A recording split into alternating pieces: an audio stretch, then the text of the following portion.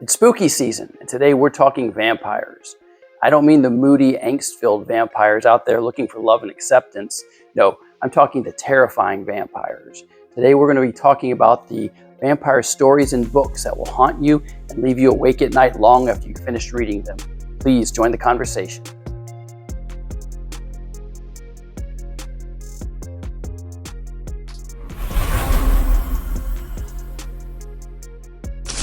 Hey everybody, welcome to D3 Reads. I'm Eric, and today we're talking horror and we're talking vampires. Now, vampires have been a staple of horror since pretty much 1897 when Bram Stoker first published Dracula.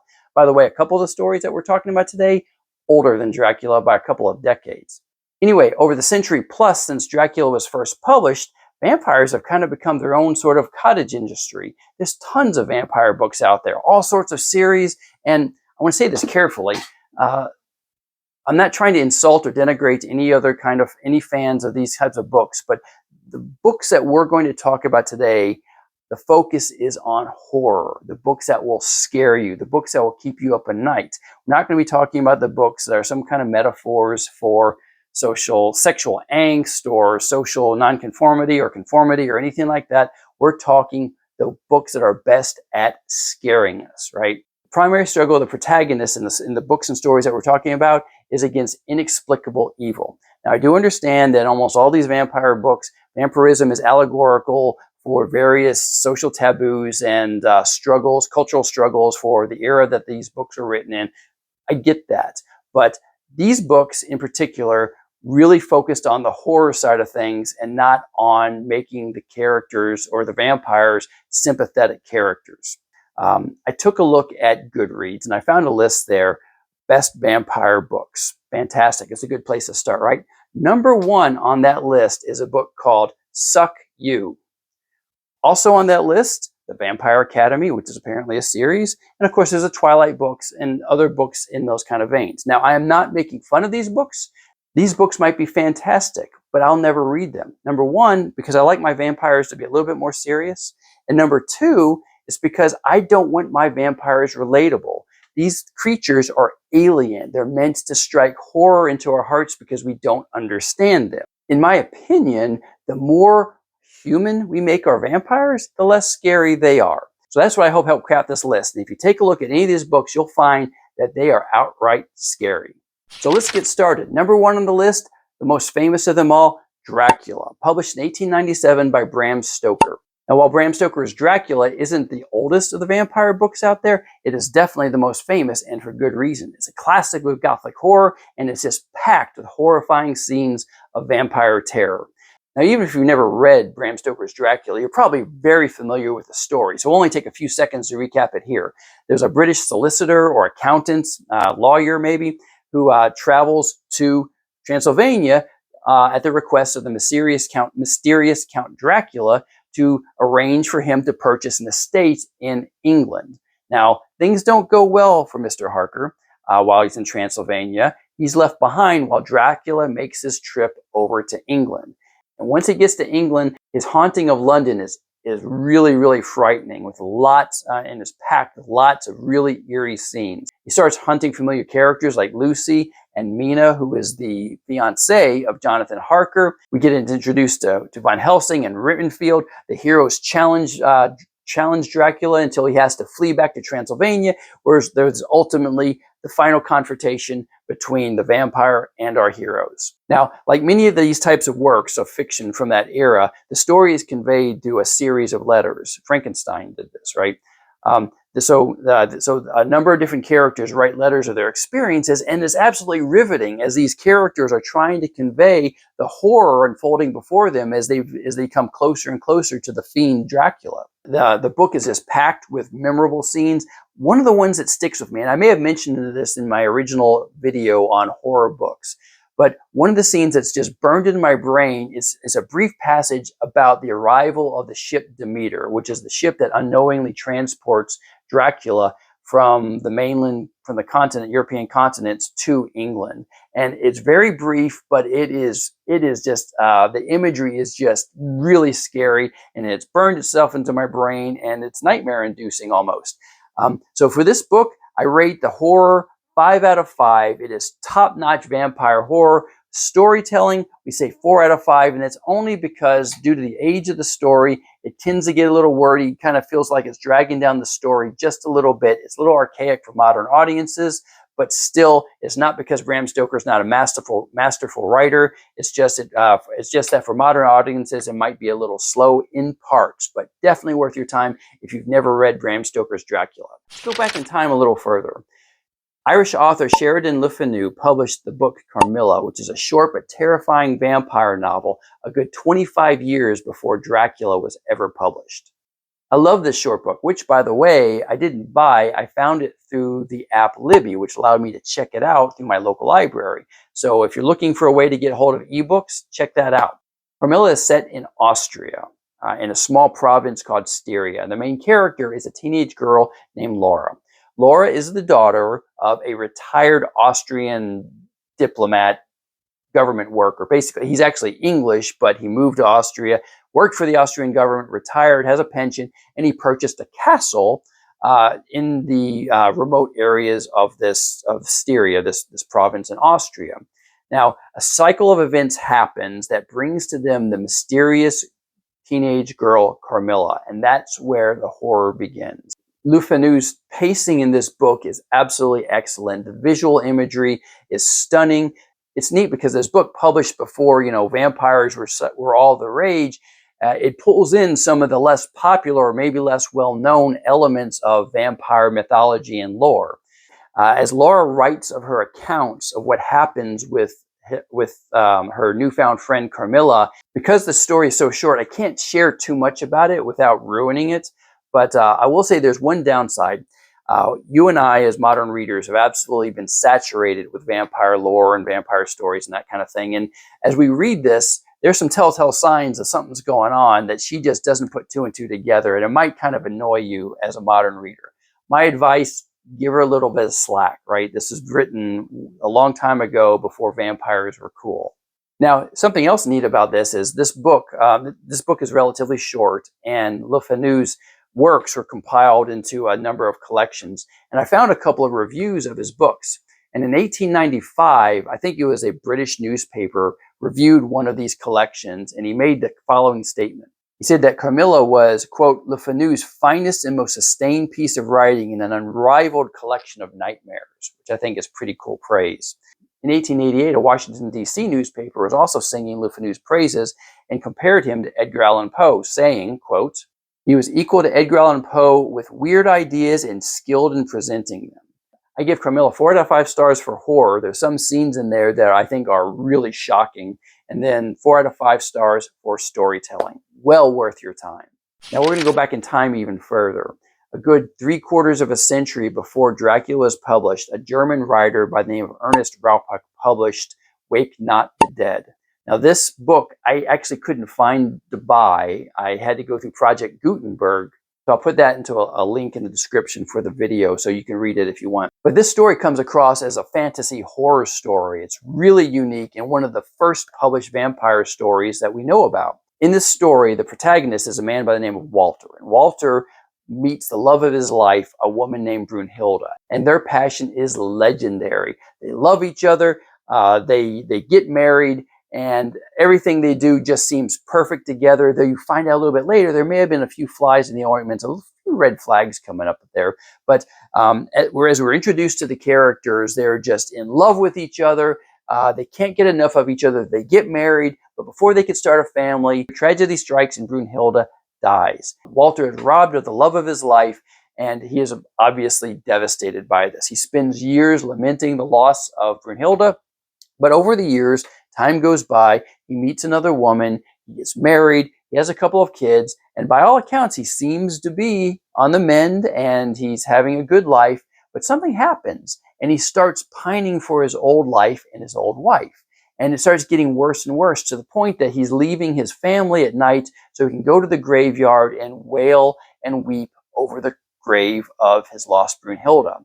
Well, at one point, he's doing this, it's midnight, full moon, beautiful imagery in this story, when he's approached by a sorcerer The sorcerer is out in the graveyard collecting herbs and plants that grow over dead men's bodies, and he sees Walter wailing and raging at God, and he comes up and he's just an ass.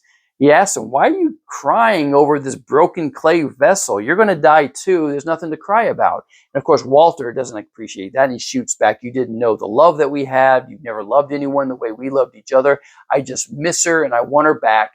And over this course of their discussion, the sorcerer reveals that, "Yeah, I can bring her back if you want," but he warns him, "Wake not the dead." Well, Walter's not listening at this point. He says, "If you can fix this, if you can bring her back, please do. It's all I need to be happy." And they do a back and forth until finally the sorcerer agrees with some stern warnings. Now, I love the language in this. There's one part of the story where the sorcerer is warning Walter about the consequences of raising the dead, and he says this: "Consider too how deep the abyss between life and death. Across it, my power can build a bridge, but it can never fill up the frightful chasm." Of course, Walter is not having any of it. He wants his Brunhilde back, and eventually Brunhilde is brought back to him. And as you can guess, things don't exactly go well from there. Unknowingly at first, his life turns into a cycle of horror that haunts him for the rest of his days. This story, I give 4 stars out of 5 for horror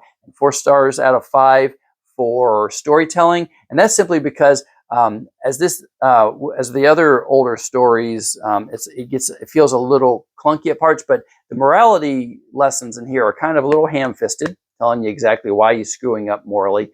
And on the other side of it, it kind of wraps up quickly. But the story overall, it's a wonderful story. Got some truly creepy moments, well worth your time. Okay, next up is a book that I talked about on our horror video a couple of months ago, Stephen King's Salem's Lot. This is a classic of vampire literature, and I think it's almost perfect. Stephen King just does this amazing job of slowly feeding out to us the mounting horror of this evil infection that comes to the small, sleepy town of Salem's Lot.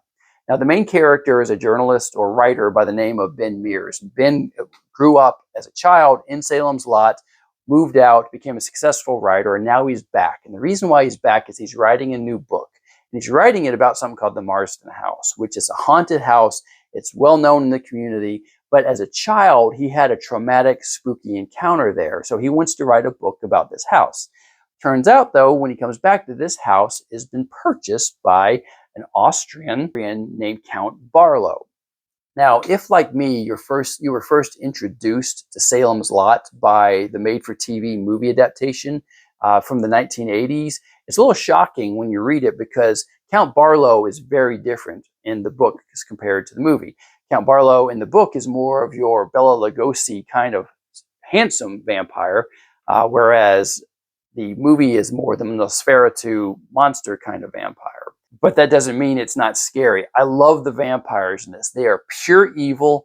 The Danny Glick and his brother, the spreading of the disease and the fight against them, the desperate fight against them, it just plays out so well. I think Stephen King really is the gold standard for horror, if there is a gold standard outside of Dracula, that is. So 5 out of 5 horror. There's just some stay awake at night moments in this book. 5 out of 5 for storytelling because Stephen King is just a fantastic writer.